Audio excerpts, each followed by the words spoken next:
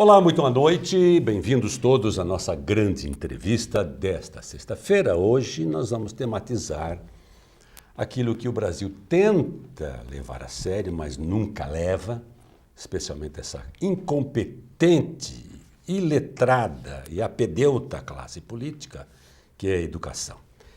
Nada mais, nada menos do que a presença de um professor, mestre, educador pela Unicamp, que é o Carlos Alberto Regalo, conhecidíssimo dos alunos de pré-vestibular, de aula em tudo quanto é lugar, como a gente rodamos por esse mundo afora, né? Eu brincava outro dia com o Beto Wagner, se ele foi um professor PQR. O que é professor PQR? Você acha que continua fazendo isso? Professor, quilômetro rodado. Se nós ganhássemos por quilômetro rodado, real, estávamos ricos, né? Verdade. É verdade? É verdade, já andamos muito. Que bom tê-lo aqui comigo. Prazer é Fiquei meu. um pouco apreensivo que você se perdeu aqui, né? E essa chuva, né? A chuva atrapalha. Talvez mandarei um batedor escoltado para cá. O Carlos Alberto Regalo, me permita um breve currículo, é muito mais que isso. Tem licenciatura em Geografia, ele é um geógrafo, Geografia Humana, que sempre foi uma área que ele, nos cursinhos ele deitava e rolava. Tinha uns alunos lá que eram encantados com as suas aulas, muitos, né? Lembra do Faustão? Sim, sim. Ele acabou virando um médico, né? Verdade. Obsessivo, né? Eu precisava ir embora para Ribeirão, para Bauru, porque ia de Bauru para cá. Vamos conversar, não, mas puta. E porque eu regalo. Como ele Os alunos gostava, são sempre muito carinhosos, né? como ele gostava da gente, né? Sempre Regalo. foram, né? Com a gente. Tinha um fã-clube danado, né? Verdade. Muito bem, fez especialização em Geografia Humana pela PUC, Pontifícia Universidade Católica de Belo Horizonte, mas foi além, né? MBA em Administração de Empresas pela FEA-USP em Ribeirão Preto, que é uma excelente escola. Não satisfeito com isso, foi para o mestrado e doutorado em Educação pela Unicamp, ambos na área de pesquisa em História e Filosofia da Educação. Você, o Kika, o professor Gilberto Abreu, foram todos nesse time, né? Nós tínhamos... Como é que chama o orientador de vocês lá? É o professor César Nunes. Professor César Nunes. Fátima Chaguri também. Isso. Teve a oportunidade de ficar lá conosco, Que estudar legal, também. né? Era uma equipe aqui de Ribeirão, um grupo bacana, né? Que resolveu voltar para os bancos escolares, né? O Kika, né? Kika, Foi muito bom. Professor, direto ao assunto, sem rodeios e intermitências. Por que a educação brasileira está tão mal avaliada no ranking internacional? Olha, professor, o relatório do PISA, que é o Programa Internacional de Avaliação de Alunos, revela o quê?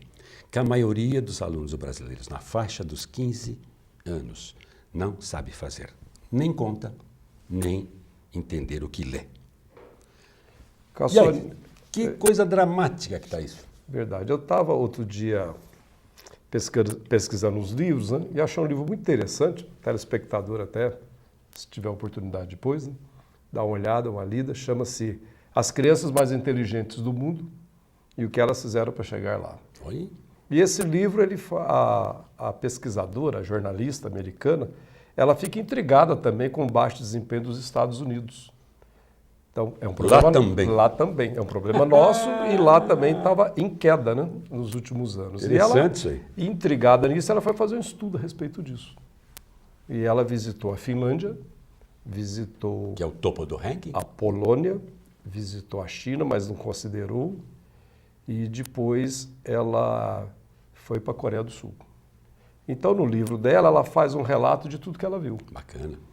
Ela coloca que na China não daria para ela considerar devido aos desníveis internos.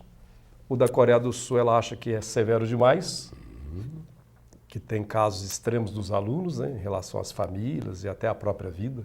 O Japão, o os Japão suicídios também. do Japão é uma coisa assustadora. Né? E aí ela fica mais centrada na Finlândia e na Polônia, que ela diz que são bons modelos. E aí ela faz toda uma descrição do que ela enxergou, do que ela viu, né, nesses países. E passa tudo por uma coisa chamada metodologia de ensino, a maneira com que eles estudam, a maneira com que os alunos aprendem. A Finlândia, basicamente, ela tem na sua essência o desenvolvimento de projetos. Os alunos também eles têm o núcleo fixo e o núcleo variado, né? Os alunos podem escolher disciplinas que eles queiram estudar.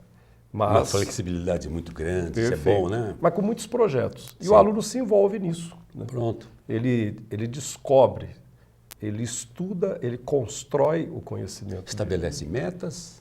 serão fatalmente atingidas, né, Regal? E muitos desses projetos relacionados diretamente com a vivência deles, com o país, com a vivência, com a cultura, com a história, que é aquela coisa de você dar significado ao que você está estudando com o mundo que você está vivendo. A pergunta que se faz aí, fazer faculdade para quê? Estudar para quê?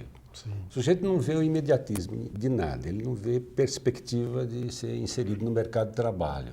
Ele vamos falar daqui a pouco sobre a evasão também, é uma coisa assustadora. Ele não tem motivação para continuar na sala de aula. No caso brasileiro, né, os alunos que são escolhidos entre os melhores. Mas a hora que eles chegam lá, as provas do PISA, elas não são provas como aqui, conteudistas. Muitas perguntas que são colocadas lá são perguntas que vão exigir do aluno raciocínio. Aplicação prática da teoria. Perfeito. Ele vai ter que ler os exercícios e encontrar saída para esses exercícios dentro de conhecimentos adquiridos, mas os exercícios são apresentados de uma maneira diferente. O Enem fez uma tentativa. Lembra um pouco, né? A prova do PISA, ela lembra um pouco. Muito boa a prova do Enem, né? Verdade.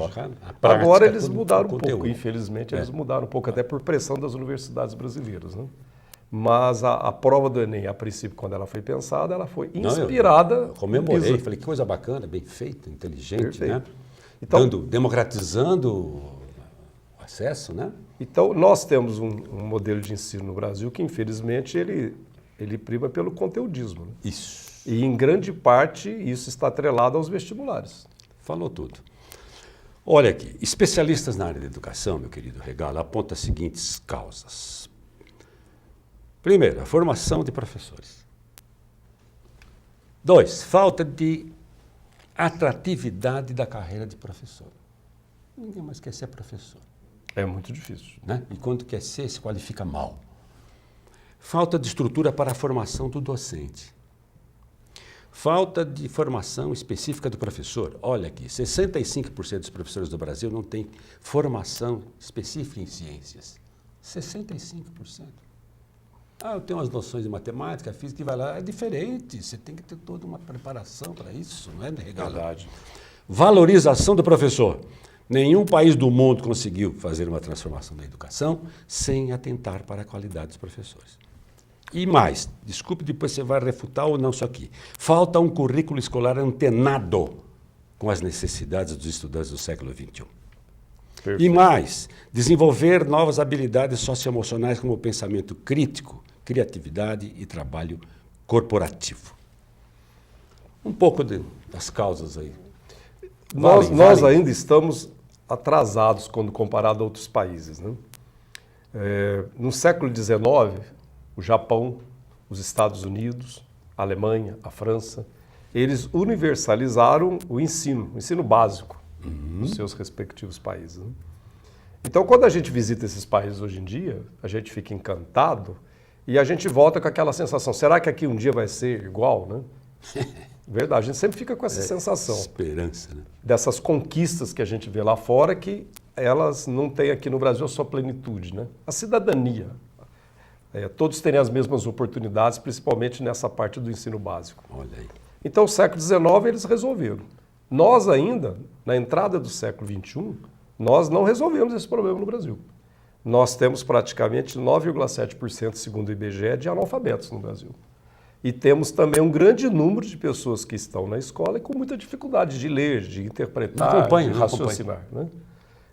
Na faculdade, nos cursos superiores, os professores dizem, você deve ter amigos também aí que são professores universitários, falam que eu tenho que voltar às noções de colégio. Verdade. O básico da matemática, os caras não podem...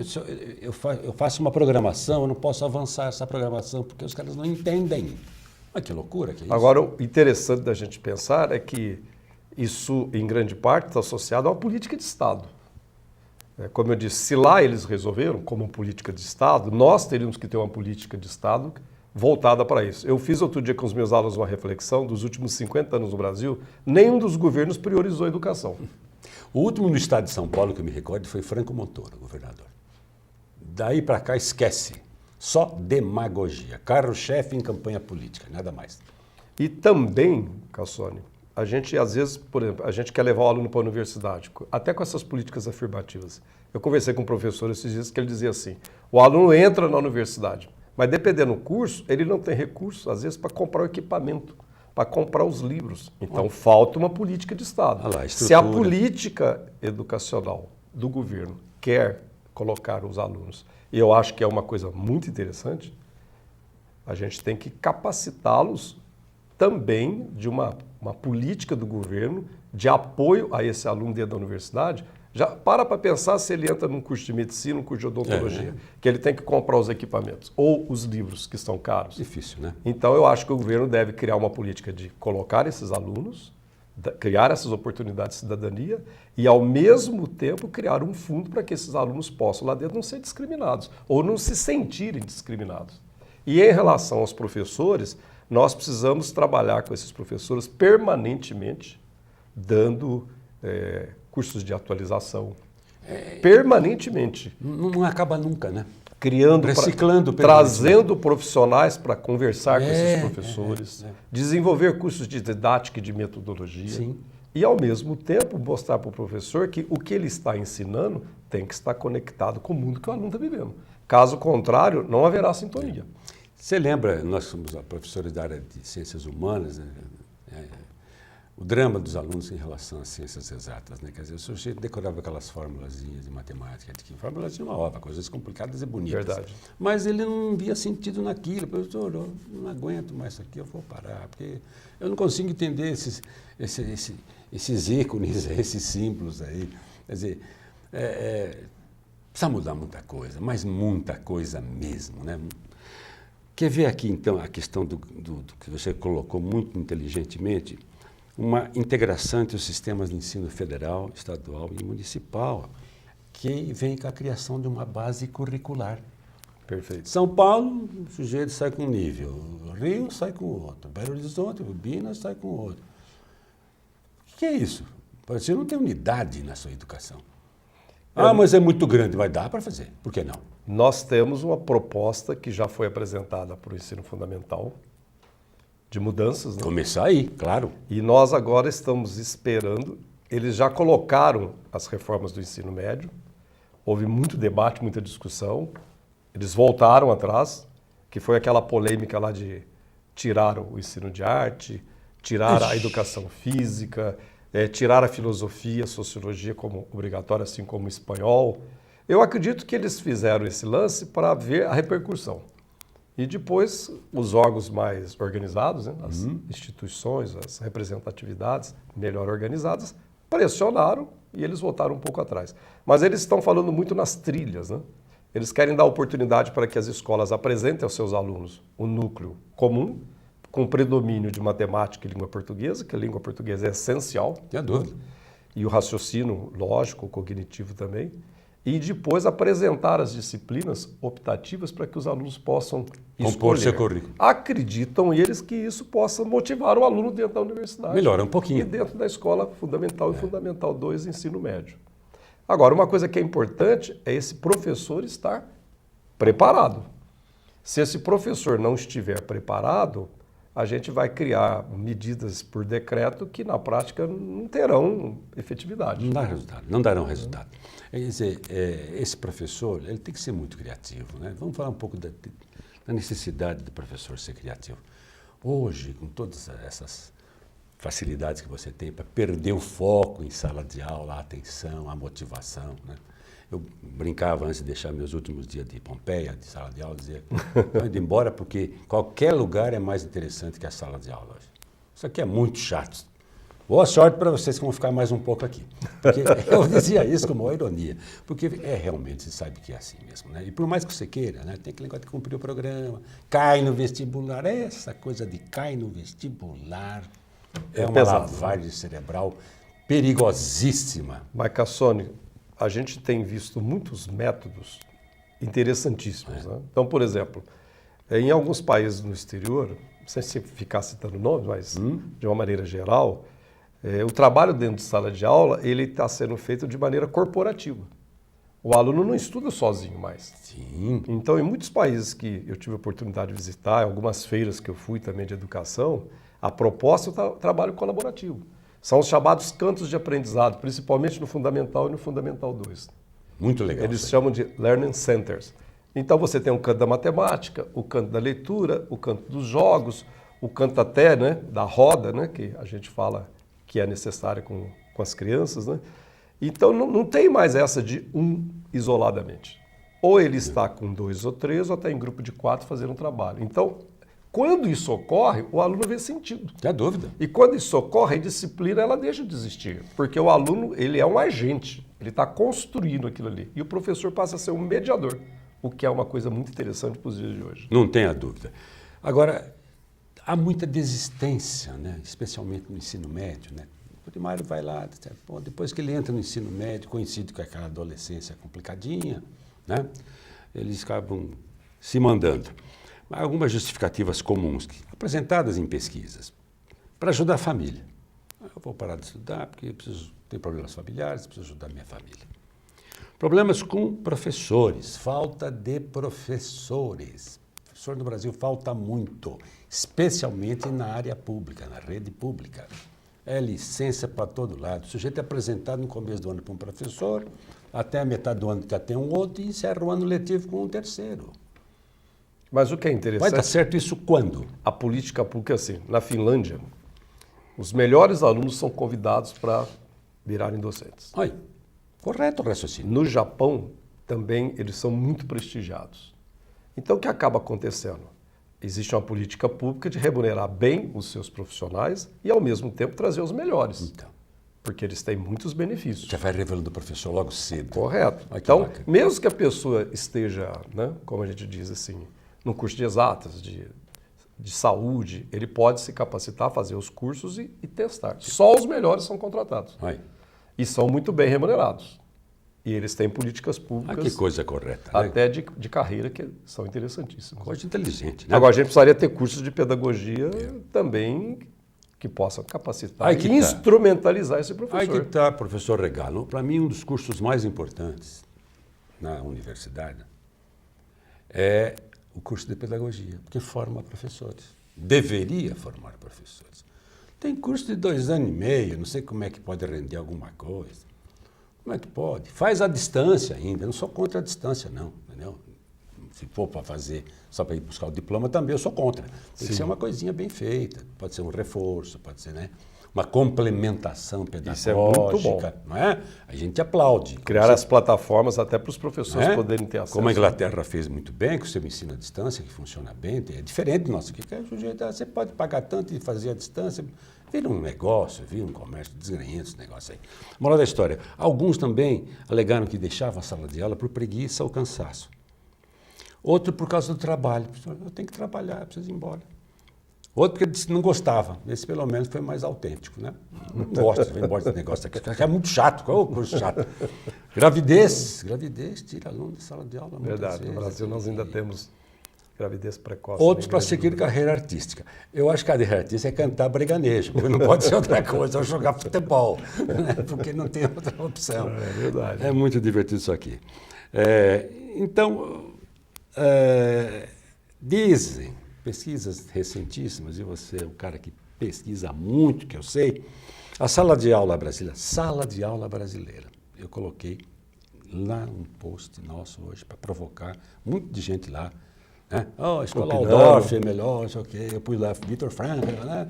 Só para ver a reação, foi muito rica a reação do pessoal. A sala de aula brasileira é a mais indisciplinada que a média. Aí surgiu uma ideia interessantíssima. Treinar professor para diminuir bagunça na sala.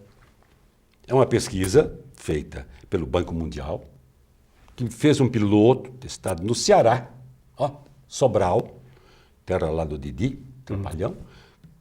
Coordenadores pedagógicos receberam técnicas que repassavam aos docentes para gerir melhor o tempo e aumentar a concentração dos alunos. O piloto é chamado, tem até nome, Gestão na Sala de Aula, desenvolvido pelo Banco Mundial, a Fundação Lehman e Elos Educacional.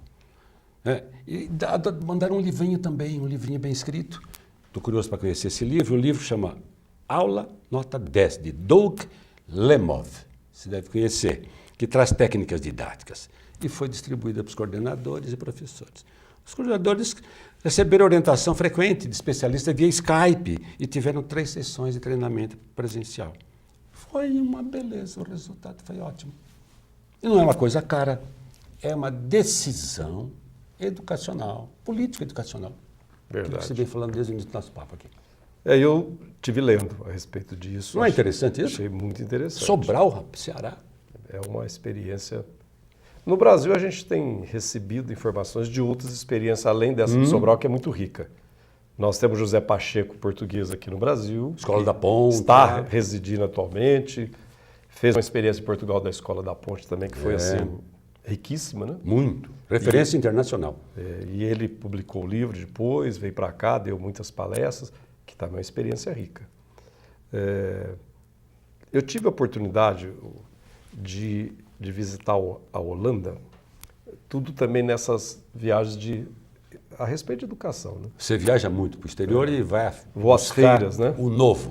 Isso. E eu conheci... E o velho conhecemos muito aqui. É, Não precisa aqui sair nós daqui. Né? Eu vi lá uma proposta também muito interessante, Holanda. na Holanda, que vem ao encontro disso que você está colocando. Bonita construção gramatical. Ao encontro correto. Vem Perfeito. somar. De encontro, confronta, bate. E aí a pessoa resolveu criar uma escola lá, e ela queria criar uma escola lá de bairros, mas ela queria que a comunidade visse significado e valor e matriculasse seus filhos. E a pessoa que montou, que eu tive contato lá, até falava muito bem espanhol, porque a mulher era cubana, ele resolveu homenagear o Steve Jobs. E ele colocou Steve Jobs School. E ele montou uma, depois 2, 3, 4, Tá vendo? com uma metodologia diferente também. E foi um sucesso. Aí eu perguntava para ele, mas como que funciona aqui na Holanda? Ele disse assim, a gente pode montar as escolas nos bairros. A comunidade visita e matricula. E falei, quem paga a mensalidade? O Estado. E que hora que as crianças entram? Um outro significado. Não, as crianças entram aqui às 9 horas e elas têm um núcleo comum, obrigatórias. E depois elas têm as optativas, trabalho em grupo. Quando você volta para Sobral, quando você volta para Fortaleza e vê esse projeto que eles estão desenvolvendo, eu acredito que eles perceberam que a escola criada no século XIX, onde todos os alunos ficam um atrás do outro, como se fosse uma produção de escala industrial. Olha o Pink Floyd aí, As né? pessoas perceberam que isso não funciona mais. E a maior parte das escolas no Brasil continua com essa estrutura. A maior parte das As carteiras são dispostas de uma maneira... O design das carteiras, estranha. a disposição dos alunos e das carteiras Não na são nem sala, carteiras, são... a lousa fixa. Triste, triste. Eu falo para os professores assim, você vai dar aula para essa turma, imagine que não tem um quadro. Seja ele, como se dizia antes, quadro negro, depois a cor verde, agora azul, agora a branca quadriculada, com pincel. Imagine você que não tenha isso. Você vai ter que ser criativo e trabalhar com seus alunos. Como você vai fazer? Você vai parar de ser o professor conteudista fazendo lousa. E repetidor de E conceitos. você vai ter que se aproximar desses alunos, propor um projeto para os alunos, dividi-los dentro da sala de E aula. juntos encontrar uma saída para o problema. Com a E os participação alunos deles, né? vão construir o Aí. conhecimento. Bacana. O professor Pedro Demo, de Brasília, pegando um exemplo nosso, deixando a Holanda de lado, ele diz que a atualidade do século XXI, o professor tem que ser autor e também o aluno tem que ser produtor de conhecimento. Nós temos que parar com essa coisa de só reproduzir, reproduzir, reproduzir. Ele até diz que é uma herança ibérica nossa. E você é um grande conhecedor da literatura, da gramática, tanto de Portugal quanto do Brasil. E ele diz assim, tem que pôr o aluno para produzir, tem que pôr o aluno para pesquisar, tem que pôr o aluno para produzir conhecimento. E daí o professor. Sim. Então, essa experiência que a gente está vendo lá, por que ela é um sucesso? Porque mudou a didática, mudou a disposição na sala de aula, o professor está sendo capacitado e o aluno vê sentido naquilo que ele está fazendo. A tua charada. Como pesquisador. Sempre disse para mim mesmo, Sônia, a sala de aula é o espaço da reflexão. Seja um provocador. Entre lá e joga para os alunos reflexões. Não fica reproduzindo, página tal, apostila tal, isso cai na prova. Não faz isso. Porque isso aí não vai acrescentar nada, isso esquece-se no dia seguinte. Né? Então, que bacana isso. Não podemos deixar de considerar uma das coisas mais que causam arrepio no professor hoje, em coordenadores pedagógicos, que é o polêmico uso do celular na sala de aula. Você tem a dizer a respeito? Não, Há isso escolas que tem proíbem isso. sumariamente, há outras que Sim. não, senhor, temos que incorporar as novas tecnologias. E arrumam também uma coisa inteligente para resolver o problema. Sim. Por exemplo, posso dar um exemplo para você? Pois é. Se eu fosse um professor de redação, hoje, em sala de aula, eu sei que todo mundo tem celular.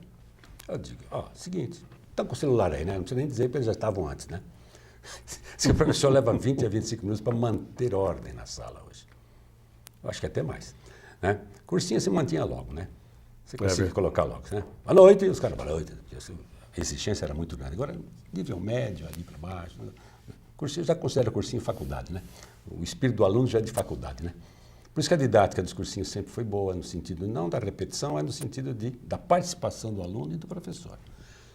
Então vamos lá. Cada um de vocês procura aí, qualquer lugar. Entra no Google aí e acha aí um tema que vocês acham interessante aí. Vamos lá, vou dar uns 10 minutinhos para vocês fuçarem esse negócio aí. Mas já vão pensando sobre esse negócio. Puta, você já concentrou a meninada. O uso da tecnologia. Não é? Muito bem, vem aqui. Olha quantas vezes esse tema aparece. Eu acho que ele merece uma discussão melhor. Vocês acham? Instantinho os caras estão escrevendo sobre aquilo. Ele se sente útil na decisão e na participação. Perfeito. Hoje nós vamos escrever sobre se Temer continua ou não continua no poder. Tema polêmico. Ivo, o que você acha do celular? Deve ser uma coisa discutida em vários encontros. Sim. E é engraçado que eu tenho andado aqui no Brasil, em alguns estados, até porque eu estava trabalhando dentro de um grupo de Ribeirão e que tem muitas escolas no Brasil. O COC, você coordenou o COC durante muito tempo. Eu estava com a função de visitar as escolas, de fazer os projetos pedagógicos. Então, de Maceió até Curitiba, passando por Brasília, a gente estava andando em vários estados, né? Unidades em Salvador, unidades em Espírito Florianópolis. Santo, Florianópolis, BH, Curitiba. Só capitais, né? Maceió, né? E agora está entrando em Florianópolis. E nessas visitas, o que a gente percebe? Tudo que é novo nos causa estranheza. É próprio do ser humano. Tudo que é novo a gente... Tem que rejeitar. Mas não tem como, daqui para frente, a gente não trabalhar com isso. A tecnologia... Hoje em dia, o que a gente tem que, como professor, falar para os alunos? A quantidade de informações que esses jovens recebem é muitas vezes superior ao que nós recebemos. Não tenha dúvida. Agora, qual é a problemática? Como selecionar isso? Como usar isso? O conteúdo. Como usar para aquela aula que você está tendo ou aquela necessidade que você está tendo até para fazer uma prova, um trabalho, né? Então, existem escolas que proíbem. Existem escolas, como você mesmo acabou de falar, que permite desde que tenha uma atividade pedagógica ali dentro. Tem escolas que fazem o meio termo. Em algumas disciplinas deixam, em outras não deixam, né? E tem escolas, como no Rio de Janeiro, que o Lehmann, com o Levar, que é o sistema que ele criou de ensino, ele está fazendo um projeto lá que, uma vez por semana, os alunos do Fundamental 2 chegam e eles são todos divididos em salas diferentes. Seja ele do 9º, do 8º, do 7º, do 6º ano. Vamos misturar tudo. Então eles chegam, é um dia que quebra toda a rotina do aluno. Isso é interessante. E os alunos chegam, é um projeto da Fundação Lehmann, eles são distribuídos. Turma A, turma B, turma C, turma D. Isso já gera um equilíbriozinho, uma E os alunos do 9º, né? do 8º, do 7º e do 6º, eles são misturados. Ai. E é apresentado para eles um projeto que eles têm que desenvolver naquele período da manhã e todos se reúnem em grupo e usam os tablets, os computadores que a Fundação disponibilizou e eles precisam pesquisar. Aí os alunos e os professores, os pais dizem assim, mas como é que é o desempenho? É que o trabalho é feito com um grau de dificuldade compatível para o 9º, para o 8º, porque cada um abre uma tela e há um trabalho que ele tem que desenvolver em cima daquilo, mas que ele tem que, em conjunto, debater, pesquisar, para depois ele voltar para a tela do computador e trabalhar. Saída inteligente. Solução A, criar, não? Agora, eu já vi alguns que são muito radicais. Muito. Eles compram bloqueadores de sala. Nossa. E instalam. É uma minoria, mas isso também já existe. Para fazer a metáfora do presídio, é um pulo, né? Ainda bem que é uma minoria, viu? Se no presídio entra, e por que não pode entrar na sala de aula? Mas a gente tem que usar isso como uma ferramenta. Claro. O professor, ele vai Senão ser o você- grande mediador. Não tenha dúvida. E conversar muito, diálogo, né? Diálogo, né? E capacitar esses alunos para aprender a selecionar o que é útil, o que é pertinente ao que está sendo desenvolvido, porque senão ele fica com muitas informações e não sabe o que ele faz com isso. Eu tinha um professor de literatura brasileira, brilhantíssimo, já falecido, Fernando Carvalho, que dizia: professor, o que o senhor tem a dizer? Ele falava: não me sigam, sigam-se. Verdade. Instrumentem-se e vão atrás dessa desgraça aí. Não vem me perguntar porque eu não sei. Que é Você educa- que tem que descobrir. Que tem que ser a educação do século XXI. Não é. A Você tem que busca do trabalhar com o aluno conhecimento. para dar autonomia para ele. E a busca do conhecimento. E não pegar pronto esse conhecimento. Né, Perfeito. Regalo? Vamos falar um pouquinho de... Vamos fazer só um intervalo, que já são 9 horas e 1 minuto, é isso? Você está aí vendo pelo Facebook também, esqueci de dizer, eu sempre me esqueço, né? Nós estamos pelos canais 22, 522, 522 da NET e também pelo facebook.com/TV mais Ribeirão. Estamos falando do mundo interior, Regalo, tem muitos amigos aí pelo Brasil afora, até no exterior. Vamos fazer esse pequeno e único intervalo e voltamos para falar de outras coisinhas bastante interessantes. Eu estou gostando muito, o papo está ficando descontraído, né? Gostoso. Não tem nenhuma postura acadêmica, tem isso sim, troca de experiências, Verdade. que são importantíssimas na aprendizagem de todos nós, né? Com certeza. Voltamos já já. Carlos Alberto Regalo.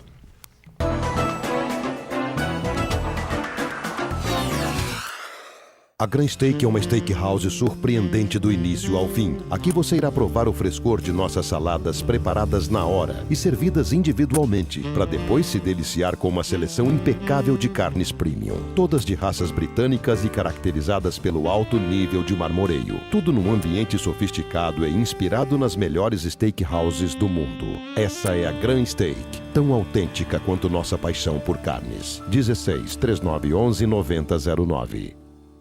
Com professores preparados e motivados, preocupados com a formação do aluno, o Colégio Castelo explora as habilidades e potenciais dos estudantes, desde o ensino infantil até o ensino médio. É a educação que valoriza a aprendizagem e a formação de crianças e jovens, questionadores e preparados para um futuro promissor. Conheça mais sobre o Colégio Castelo. Acesse colegiocastelorp.com.br. As matrículas estão abertas. Praça São Leandro, 56 no Jardim Paulista. Telefone 16 3624 1827. Deixe uma mensagem para nossos apresentadores. Dê sua opinião sobre a programação ou faça sua denúncia. WhatsApp da TV Mais 991785294. Mais interação, mais agilidade, mais informação. É você sempre conectado com a TV Mais. Preocupado com a segurança de seu patrimônio? A City Alarmes Segurança Eletrônica conta com exclusivo serviço de monitoramento integrado para sua residência, comércio, condomínio ou indústria. O monitoramento é feito de forma inteligente, com projetos bem dimensionados, que garantem alto nível de proteção e a segurança que o cliente espera. City Alarmes Segurança Eletrônica. Você cuida do seu negócio, nós cuidamos do seu patrimônio.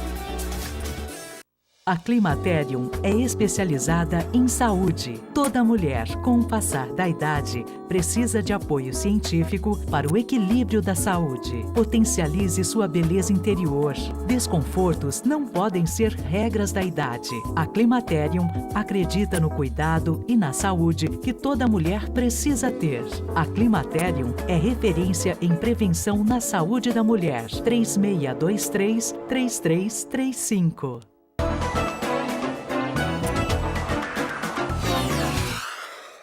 De volta para a segunda e última parte da nossa grande entrevista, o professor Regalo é uma gracinha, né? Como diria Hebe Camargo. Ele fala com uma convicção porque conhece o assunto. Professor, por definição, né? Educador até. E ele já está envolvido em projetos em escolas aqui na região, Franca, criou algumas escolas, né? E sempre com esse espírito de trazer o novo, de tentar abordar de uma maneira nova o conceito pedagógico educacional. Mas você me mostrou aqui uns dados sobre o panorama brasileiro da educação, Sim. ensino infantil fundamental 1 e 2 e o médio, que me deixou assim meio assustadinho. Quer passar para a nossa audiência? Claro, claro. O último levantamento feito aí por INEP, governo brasileiro, Ministério da Educação, né? O Brasil está com 191.000 676 escolas, com 50.545.050 alunos. 203 milhões. O setor público está atendendo Olha, 83,5%, dos quais 45,9% o Estado atende, 37,6% os municípios atendem, e a iniciativa privada está atendendo 16,5%. por enquanto. E pelo visto, a continuar aí O crescimento o que considerável. nós estamos vendo aí do atual governo, né? A crise econômica, Não há dúvida. e até o Banco Mundial pressionando o governo brasileiro a começar a cobrar mensalidade nas universidades públicas. Correu essa discussão lá na USP, lá com os Água, inclusive, viu? Há pouco Perfeito. tempo atrás. Aí. Então essa é a realidade. Nós temos um predomínio absoluto da área pública, do número de estudantes sendo atendidos, 83,5% está na escola pública. Sem condições de atender bem, né? Sem infraestrutura Verdade. alguma. Vamos falar um pouquinho da seleção dos famigerados vestibulares e do Enem. Nós já falamos, vamos começar pelo Enem. O que houve com o Enem? Começou bem, muito elogio. Será que é por causa disso? Começou a elogiar muito, alguém já fala, não, pode, devagar, puxa o breque aí. Né? Eu vi recentemente um amigo de São Carlos dizendo que quando a UFSCar entrou no Enem, a amostragem que eles receberam, eles não gostaram. E aí eles saíram do Enem. Aí eles fizeram provas fora do Enem, 2 anos, aí acabaram voltando porque a pressão do Ministério da Educação é muito alta, a distribuição de verbas idem. Né? E eles acabaram voltando, estão lá recebendo os alunos do Enem. Mas há, por parte das instituições no Brasil, uma pressão sobre o governo. Eles dizem assim, olha, eu estou com um padrão aqui de exigência que esses alunos que estão chegando, nem todos, não vou generalizar, mas nem todos estão atendendo. Então, a É o própria caso da prova... FUVEST especificamente e Unicamp. E Unicamp. Então, a própria prova do Enem, ela mudou. A gente percebe que ela mudou. Já deu uma adaptada, uma ajustada. Ela tinha muitos textos, tinha muita interpretação, Cobrava a leitura e o raciocínio. gráficos, a interpretação de gráficos, né? É. E agora a gente já percebeu pelos 2 últimos anos uma mudança. Um conteudismo voltando. Né? Então, agora, a grande mudança que a gente viu agora recentemente, o ano passado nós tivemos 9,2 milhões de inscritos. E este ano esse número não ultrapassou 6,7. Caiu bem, olha, muita Aí todo coisa. mundo fala assim, mas o que aconteceu? O que aconteceu é que o governo brasileiro, o INEP, a diretora do INEP, eles tiraram os alunos com mais de 18 anos que prestavam o Enem para fazer a certificação de ensino médio. Então eles tiraram e colocaram numa outra prova chamada Enseja. E o fato de ter tirado esse pessoal de 9,2 caiu para 6,7 milhões. E ainda teve uma falta aí de quase 30% dos alunos que se inscreveram na prova. Puxa vida. O tradicional vestibular, né? Você deve ser do tempo, não quero chamar você de velho, mas você deve ter pego ainda esse restinho, se não a totalidade. Eu nasci dentro desse espírito de exatas, biomédicas e humanas. Eu gostava dessa forma, porque já era uma espécie de seleção prévia. Perfeito. Não, ela não tem que saber tudo. O médico tem que saber detalhes do barroco? Para quê? Geografia? Poxa, para que o cara tem que saber o afluente da margem esquerda perpendicular do lado esquerdo do rio secundário? Lá Ainda bem que isso acabou. Né? É um absurdo. Antigamente era muito nessa linha. Aí ele pegava o mapa e não localizava a cidade dele. Então, coisas assim. Eu gostava muito. Depois, os professores também eram bastante qualificados, bem especializados, né? O professor de humanas era diferente do professor de exatas, era cada um com a sua especialidade. Eu gostava muito disso aí. Aí veio o advento da FUVEST, vamos juntar tudo. O Brasil gosta de massificar tudo, né? Vamos fazer uma prova só, e não fez. E não fez porque a FUVEST continua sendo um vestibular de privilégios e de privilegiados, você não acha? Agora, o que eu tenho... Idem Unicamp, idem federais, idem Unesp. O que eu tenho visto na FUVEST é que a cada ano que está passando, o número de alunos inscritos tem caído. Cai. Nós E a já prova chegamos difícil, a ter hein? 170 mil inscritos. Atualmente, a última agora que eu vi estava com quase 140 mil. Olha só. Então, queda. E a prova ficou mais difícil também, tem ficado mais difícil de E, ano para e ano. as próprias políticas de inclusão, né? É. O governo baixou essa norma lá atrás, né? E hoje já temos 50% das vagas entregues a alunos que estão vindo da rede pública, Sim. além das políticas de inclusão. Isso é ruim do ponto de vista pedagógico, educacional? Eu acho que, como você falou, o Brasil tem uma mania de querer resolver problemas por decreto. Então baixa assim um decreto e a gente acha que isso tudo vai resolver o problema. Não resolve. O que nós precisamos é de uma política pública de qualidade. Nós precisamos que o governo brasileiro olhe a educação e dê a ela o seu devido valor, coisa que ele não tem feito.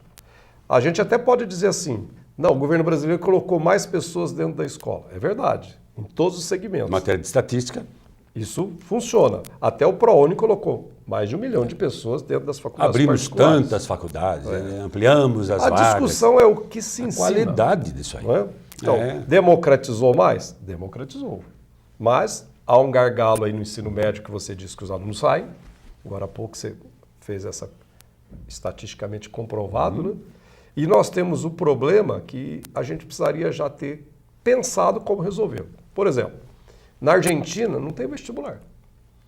O que existe na Argentina, os alunos se matriculam dividindo, como você falou, por áreas.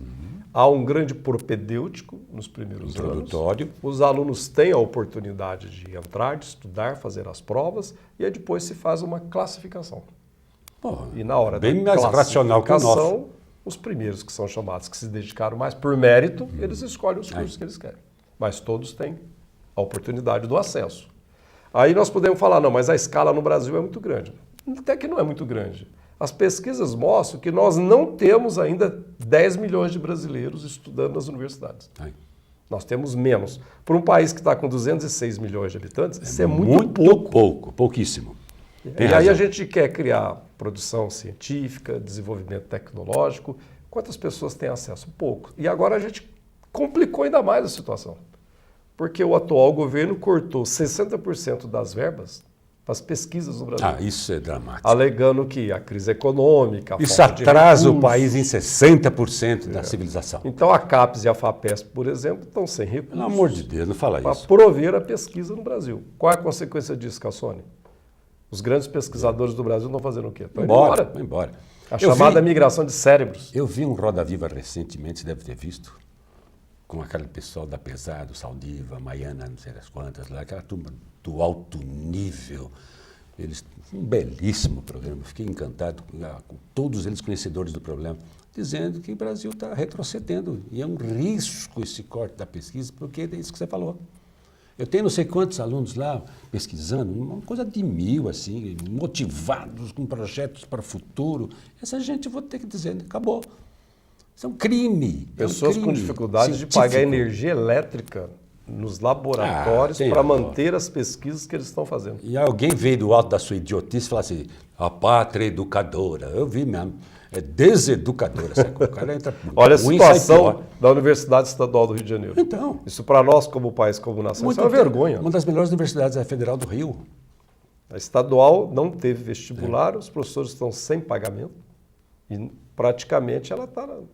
Greve para todo lado. Os próprios alunos agora completaram um ano com o refeitório não podendo fornecer mais alimentos. Fala isso, quer dizer, fica difícil, né? Regalou, olha aqui, algumas instituições de ponta, porque alguém também já disse, o Brasil tem 2 tipos de ensino, o do rico e do pobre, continua a mesma coisa, né? O privado e o público. Instituições de ponta, como FGV, em São Paulo, isso, viu? INSPER, Albert Einstein. Albert Einstein não sabia, já está formando médicos. Ele mesmo está formando médicos. Maravilha, né? Na faculdade dele. O Chefe já faz o estágio ali no melhor hospital da América Latina. Não é um elitismo isso brutal e assustador? Adotam, essas instituições estão adotando em entrevistas e dinâmicas de grupo, estão adotando e dinâmicas de grupo como parte dos processos seletivos. Nós temos a FGV como É. o INSPER e também, como você está dizendo, o Einstein. O Einstein. Então, são novos formatos de vestibular. Olha só, preocupação em formar profissionais com mais do que domínio técnico. Após uma prova, tem a prova tradicional, né, que avalia o conteúdo do ensino médio, né, parte dos candidatos é selecionada para as provas orais. São observadas competências como comunicação, liderança, olha o avanço dessa Bacana. gente, compaixão, empatia, capacidade de argumentação, está prova oral, trabalho em equipe, grupo lá que você bem salientou. No Einstein, além de uma avaliação oral individual, os candidatos fazem um debate enquanto são avaliados por uma banca. O estudante entra com um espírito de pós-graduação, rapaz. Verdade. Na FGV, que é a Escola de Administração de Empresas de São Paulo, aí, a administração, na segunda fase, os candidatos são avaliados com a apresentação de uma carta de motivação e entrevista. Sem discursos prontos, disse alguém lá da FGV, queremos pessoas autênticas. É o que diz a FGV. Cassônio, Que coisa bonita eu li isso. essa matéria e eu fiquei assim, bem impressionado Você não com assustou? a proposta. É lindo isso aí. Tomara Eu que dê achei, certo. é. Avanço. E eu acho bacana também porque tem escolas em São Paulo, É. como por exemplo a FGV na área de Direito, né? Eles estão colocando no programa que os alunos devem ter conhecimento para fazer a prova lá para entrar no curso de Direito. Eles precisam assistir alguns filmes, Aí. precisam ler alguns livros e precisam também ter conhecimento de algumas escolas de pintura, por exemplo. Olha, A coisa da arte, da estética. questão cultural, hein? Bacana. E aí, ó, o que você acaba de colocar significa, nós temos condições de fazer diferente. Sim. Claro que a matéria coloca que eles dão um percentual ainda menor, né? Você leu, você se informou, e eles dizem assim que eles estão pensando assim, de 20% a 25% do peso da nota. Agora, é interessante quando ele fala na matéria que eles montam uma banca. E essa banca fica conversando com os alunos porque é importante para eles que esses alunos não tenham sido treinados para darem respostas condizentes com temas. Eles criam a situação com os outros alunos para que isso seja quebrado. Porque às vezes o aluno decora uma peça, Leva uma pronta a situação, resposta. Se perguntar aí, você fala isso. treinado, Se perguntar, né? Até, às vezes no cursinho, na escola que ele estudou, Sim. né? E ele já sabe que resposta ele vai dar. Aí a hora que coloca em grupo, em equipe, isso é quebrado, porque eles provocam os alunos. E aí você, de fato, começa a conhecer É sensacional. quem é o aluno que Sensacional. eles vão receber. Né? Sensacional. É uma Eu seleção acho por, muito bacana. por muita competência, por vivência. Você É uma vê- pena que sejam instituições isoladas, né? Ah, será sempre assim, lamentavelmente. Não dá para uma você pena. padronizar isso. Eu fico pensando quanto não custaria para o Brasil fazer um padrão de educação desse tipo. Escola pública. É triste isso. Tem pessoas que defendem a tese que a gente deveria criar e o Estado redistribuir para quem quer criar, para quem quer fazer. Porque se o inverso não funciona, a gente poderia também fazer o reverso da medalha. Mas aí é uma polêmica, vai entrar numa discussão ideológica. Esse é o Tem grande. pessoas que defendem que o Estado tem que ser o provedor e o formador, porque isso dá oportunidade para todos. Mas a gente vê aí, eu vi uma matéria recentemente aqui no estado de São Paulo, a quantidade de professores que estão largando o curso, deixando de ser professores. Vamos embora. Professores que estão sendo agredidos, né? Professores que ficam com medo de voltar na sala de aula, síndrome de pânico. Então, se já você, as licenças? você disse aqui, professores que não estão motivados, É. professores que faltam, professores que são agredidos, professores que desenvolvem síndrome de pânico. E às vezes você entra numa sala de aula e você pergunta quem quer ser professor? Não, ninguém. 1, 2, no universo às vezes de 100, de 150. Então, você tem o exemplo lá do Japão, o exemplo da Finlândia que você muito bem citou. É um filme aí que eu recomendo, você deve ter assistido. Eu assisti várias vezes. Madadayo. Né? O culto ao professor, o respeito ao professor, um filme japonês dos mais lindos. Lá, Finlândia, algo assim, ou semelhante, países nórdicos, o pai estimula desde cedo o magistério. Filho, né? Enquanto que na Idade Média ia ser padre, né? A vida eclesiástica. Distribuía um militar, um padre. Vai ser bispo? Aqui até temos um bispo, habemos bispo. Né? Você vai ser professor para nossa honra e glória, se você quiser. O molequinho vai e encontra uma motivação generalizada. A publicidade ajuda. Aqui no Brasil, a publicidade ajuda quem joga bola. É uma inversão muito grande. Sabe? Eu acho que o Neymar é um gênio, mas peraí, nós temos gênios matemáticos que nunca aparecerão na mídia, nós temos gênios físicos, nós temos gênios literatos, nunca estarão na mídia. Como Fala-se pouco no César Lattes. você percebe, já perdemos a noção de quem... O o Oswaldo Cruz. Verdade. Essa questão está voltando tudo que ele erradicou e está voltando tudo. O Rio de Janeiro, principalmente. E nós aqui estamos com um problema de dengue seríssimo, né? Eu me recordo que numa entrevista que eu fiz, de muitas, com um médico famoso aqui, esqueci o nome dele, foi secretário de saúde, inclusive. Ele Raia? O Raia, isso. Ele dizia, professor, e a dengue, né? A dengue não acaba, você monitora. Você tem que São os ter vetores, projetos permanentes para combate à dengue. Não se resolve.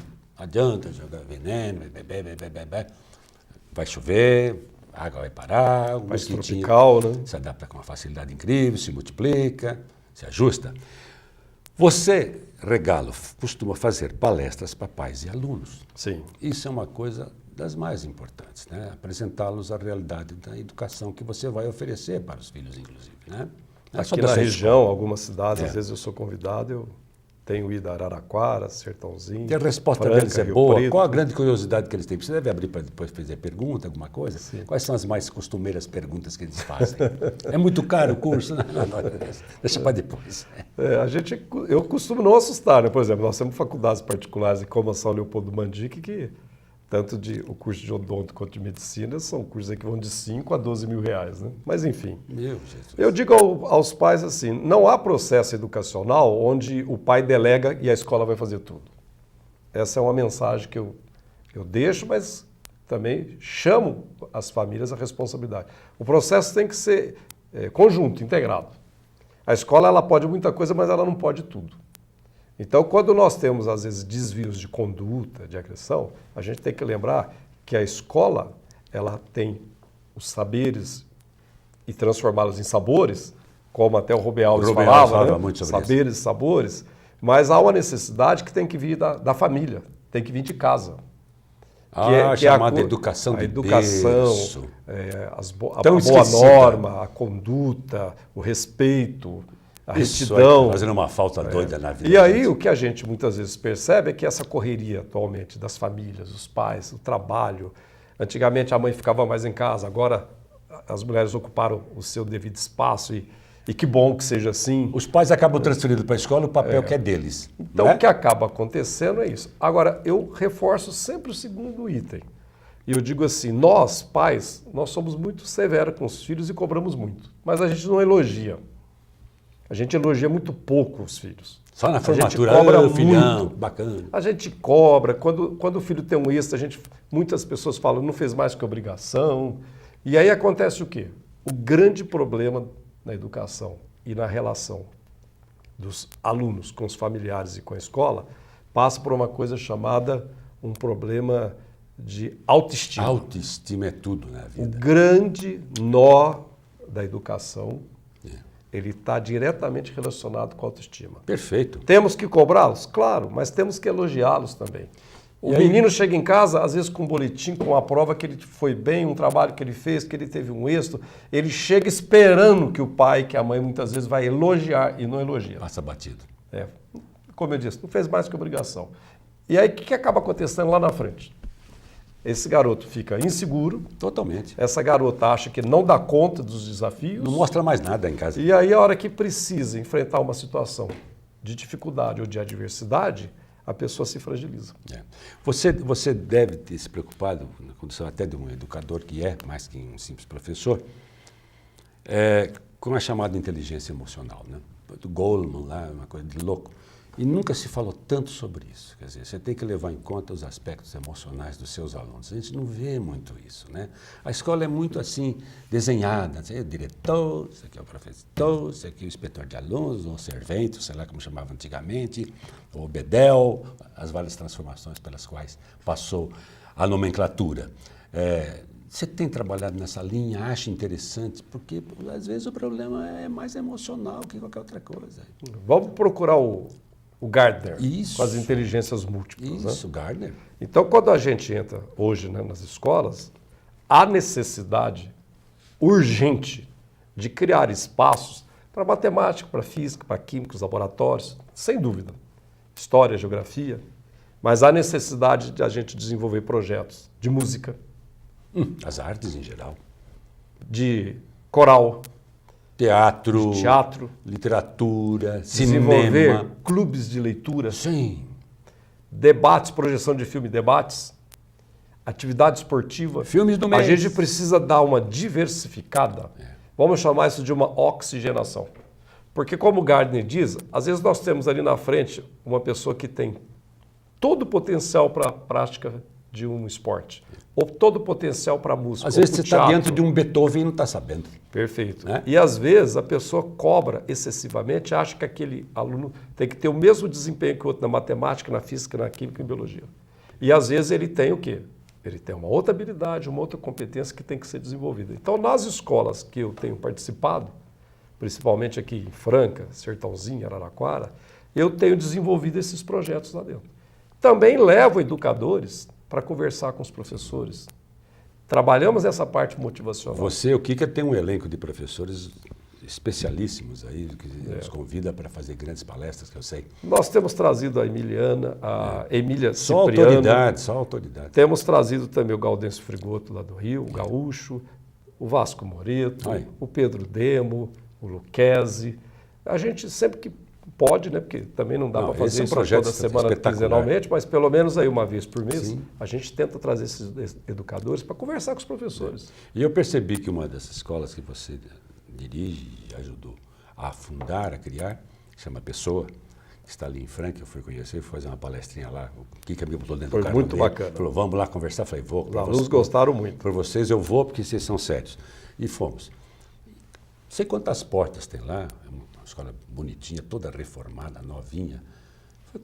Mahatma Gandhi, com frase, Salvador Dalí, Pipi, Emanuel de Barros. É uma coisa impressionante, respira-se cultura, poesia. O aluno precisa conhecer essas pessoas. Isso. Saber o que eles fizeram de bom para o Brasil, para a humanidade. Eu não vi nenhum Pelé lá, viu? Eu não vi também o Neymar, nem o Galvão Bueno lá numa porta daquelas lá. Quer dizer, então... vai de Madre Teresa de Calcutá, tem, né? Até Adélia Prado. Impressionante. Você passa lá um dia inteiro lendo aquilo. Tem eu fotografei alguns, inclusive trouxe para colocar no Facebook. O aluno hoje precisa ter referências. Sim. Os nossos filhos precisam ter referências. Claro. Isso é essencial nesse mundo conturbado, nessa loucura toda que a gente vê aí. Porque, a bem da verdade, nós trocamos, a sociedade trocou,